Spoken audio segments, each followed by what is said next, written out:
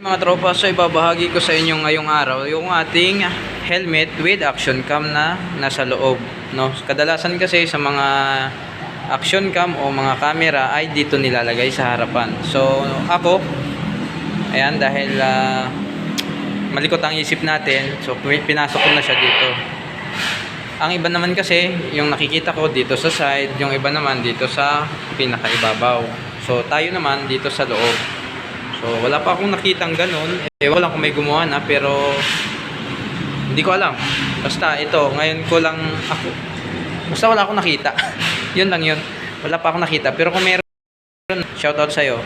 So, ito yung ginawa ko, nasa loob ng helmet para hindi siya pansinin. Tsaka, lalo na kung mahihain ka mag-video o kumuha ng mga video, pwede ito. Pangalawa, kung ayaw mo naman na napapansin na may kinukunan ka o nagbi-video, ayaw nyo na may nakakakita naman na may kinukunan kayo, no? Hindi masyadong halata, ito yon, ganitong setup nakatago. So dahil luma na rin naman to, ginamit ko na rin to matagal na, so pwedeng butasin. So nasa sa inyo kung gusto nyo at trip nyo. Nais kong ibahagi sa inyo to para magkaroon kayo ng konting idea, no? Sa trip ko yun.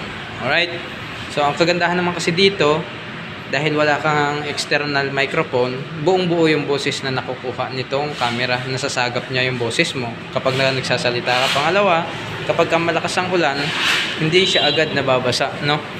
So unlike na nandito siya sa labas, kapag konting ulan pwedeng mabasa agad. So dito kailangan malakas ang ulan bago siya mabasa kasi nasa loob siya ng helmet.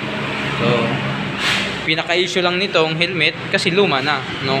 Pero i-anot natin to, i-restore natin tong helmet na to para ganitong setup ng camera is goods na. Kasi kung bago ang helmet at butas-butasin mo, sayang naman.